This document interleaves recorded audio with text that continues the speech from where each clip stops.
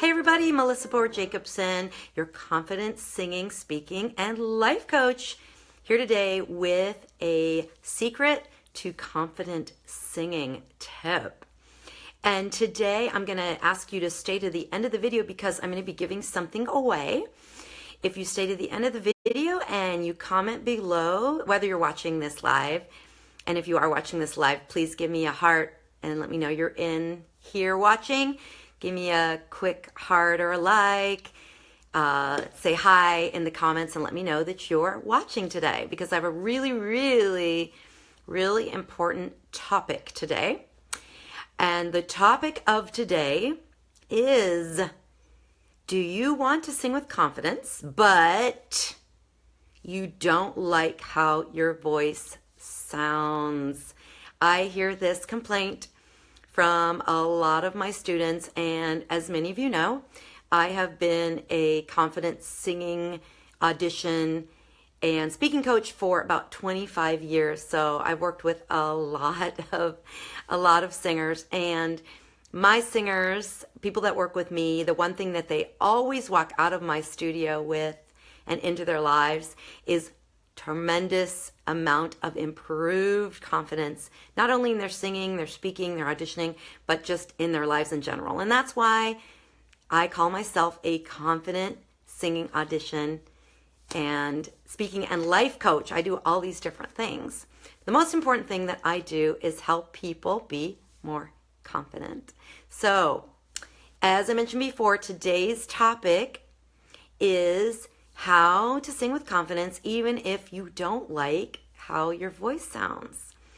So before I get started with my topic, I want to remind you that you can get something for free today. I have a great little checklist. It's called What to Look For in a Great Singing Teacher or Coach, What to Look For in a Great Singing Coach.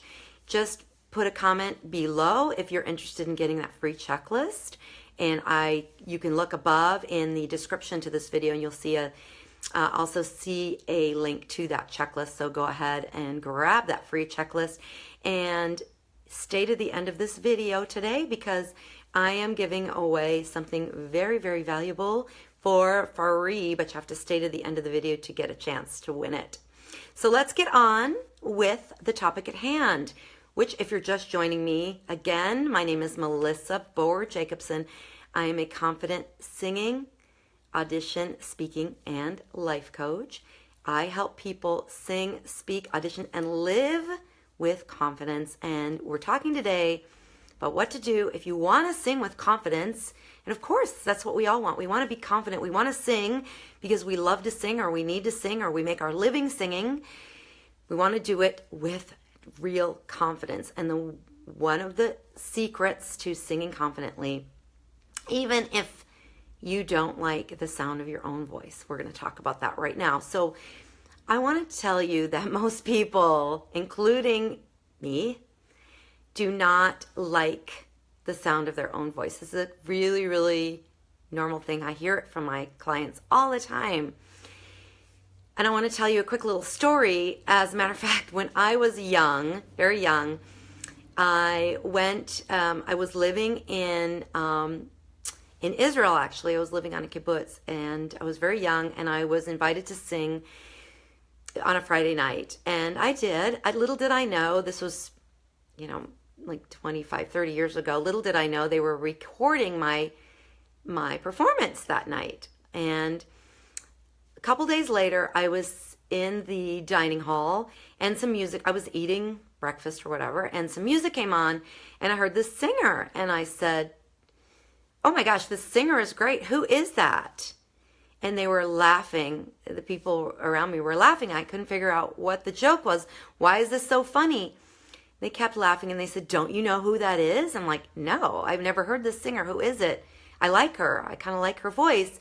And they kept laughing and laughing, and finally they let me in on the joke. The singer that I was listening to was myself. And I did not recognize my own voice because I don't like to listen to myself. I would never listen to recordings. It would take me sometimes literally years to listen back to a recording or a video recording of myself. So I want to share with you what I share with all of my clients around the third lesson. When somebody comes to start working with me, I share this really, really important chat with them. And I always tell them, this is the chat that we're going to have about why you cannot listen to yourself sing. So here is what I tell my students. There are two very important reasons why you cannot listen to yourself sing. And the first reason has to do with acoustics. So what happens when we sing is we are using our vocal folds inside our throat. Just like any other instrument, we have something that vibrates, that makes sound waves. In the case of the human voice, that instrument is your vocal folds. They rub together and they vibrate. And our body is the amplifier of those vibrations. And when those vibrations are created in our throat, they bounce off surfaces, both inside our body and outside our body. And we hear these sounds, these vibrations, as sound because the vibrations create sound waves.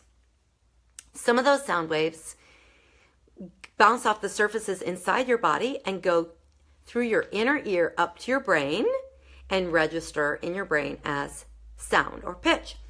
Some of those sound waves go out your mouth and they bounce off the surfaces of whatever room you're in and come into your ear from the outside and then go up to your brain, and your brain processes that sound. What most people don't realize is that we're processing that sound with two separate sets of sound waves. And it's almost like when you're riding in the car and let's say you're listening to something, a song on your iPhone, and the same song comes, maybe you're listening in headphones, and the same song comes on the radio while the person is driving, but it comes on just a millisecond after the song that you're listening to. The same song comes on. Two recordings or two playbacks of the same song.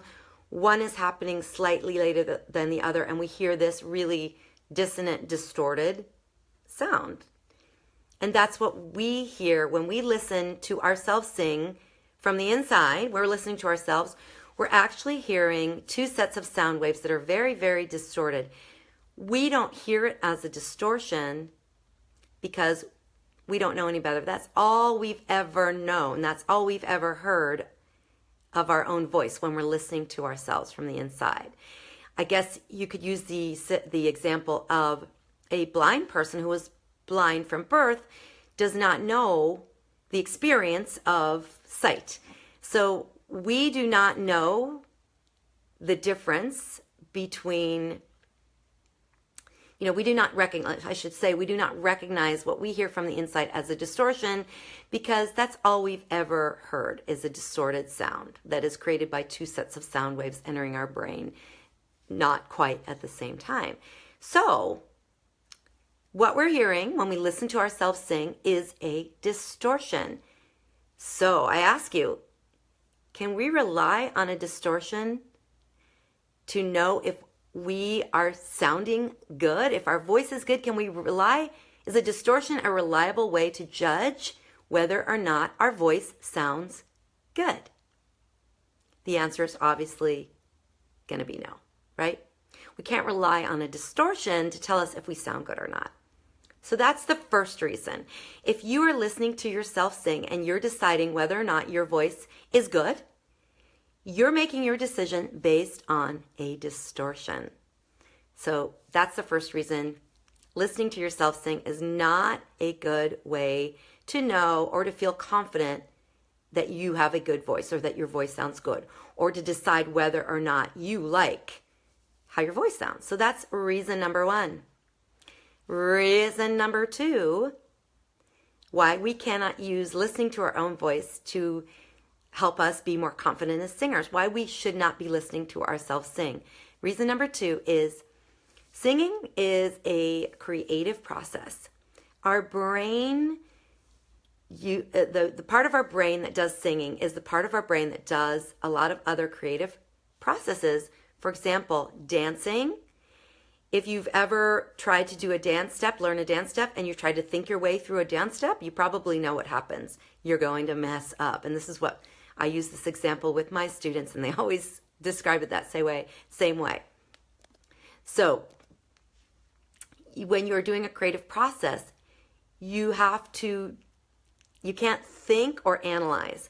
The part of our brain that does judging, analyzing, and listening is a separate part of our brain than the part of our brain that does creative processes like singing, dancing, acting, writing, painting, ideas. These are all things that happen in the creative part of our brain, the part of our brain that does creative processing.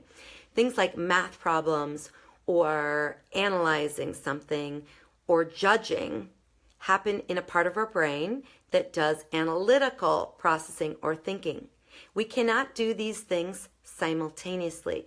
So when you are listening to yourself singing, you are engaging the part of your brain that does analytical thinking, the part of your brain that does problem solving and analysis. If you are using that part of your brain, you're listening to yourself sing, you cannot sing well because the part of your brain, the creative side of your brain, shuts off. And so you're using the wrong part of your brain to sing with. And we can never sing well when we are listening to ourselves sing because we're using the wrong part of our brain. I liken it to using a rubber spatula to carve a turkey. It's just the wrong tool. So that's reason number 2 why you can't become a more confident singer by listening to yourself sing. And reason number 3. What you hear and what you think about your own singing is really irrelevant. If other people love to hear you sing, but you don't like how you sing, the truth is, singing is a gift that we give to others, and it's really not about us. It's about sharing our music with other people. And it really doesn't matter what we think of our own singing. If other people are telling you that your voice is beautiful, that you are giving joy to other people, that you are contributing to others people's enjoyment through your voice, it's really about them anyway. It's really not about you, right? So that's reason number 3. What you think of your own singing, you don't really have to worry about it. You can start today to be a more confident singer. All you have to do is let go of listening to yourself sing. However, I know you're asking, well, I want to be a good singer, and how can I be a confident singer if I don't have a way of knowing if I'm doing a good job? So I'm going to answer that question for you right now. And here's how you are going to know if you are singing well. What you need to focus on is not how you sound. Now, obviously, when you're singing, you're going to be able to hear. You can hear your voice, and that's fine. We can hear our voice, and it just sort of floats through our brain, and we're not analyzing what we hear. When we're listening, however, listening involves judging and analysis. So first of all, we're just going to hear ourselves sing, and we're not going to do anything with it. Second of all, in order to know if we are singing well, we need to use physical sensation. Now, you might ask, well, Melissa, what physical sensation am I looking for? How am I going to know if I am doing a good job singing? I'm going to answer that question for you right now. What you're going to look for is ease. If your singing feels easy and effortless, then your singing is going to be good. So that's what I want you to focus on. Starting today, you can start today to be a more confident singer by giving up listening to yourself sing. And instead, you're going to rely on how it feels. Does it feel effortless and easy? Then it probably sounds really great out here. Remember, relying on what you hear from the inside is relying on a distortion. And also, if we're listening to ourselves sing, we're using the wrong part of our brain to be confident great singers. And one more way that you can make sure that you are singing well and being a confident singer, you need a third ear. You need a coach, a singing coach, a singing teacher like myself, for example. It doesn't have to be me, but you need somebody that you can trust, who can tell you if you're sounding good, because you really cannot rely on what you hear from the inside. So, as I mentioned before, quick reminder, if you are looking for somebody to help you sing with confidence, why not give me a try? You can make a comment below, say free lesson in the comments below.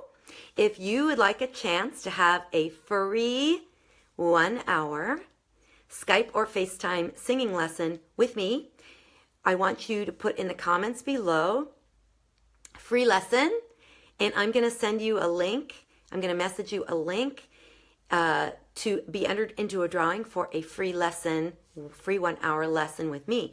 Now, also, if you have any questions about what you just heard on this video, or you have any questions for me, or you just want to know more about how to sing, speak, audition, and live with more confidence, just shoot me a comment below, people. I want to hear from you. I am here to serve you. I'm here to help you. I want to help you sing, speak, audition, and live with confidence. So let me know your questions. Let me know your comments. Sign up for my free checklist, what to look for in a great vocal coach, a great singing coach. And don't forget to check me out. You can find me here at Facebook.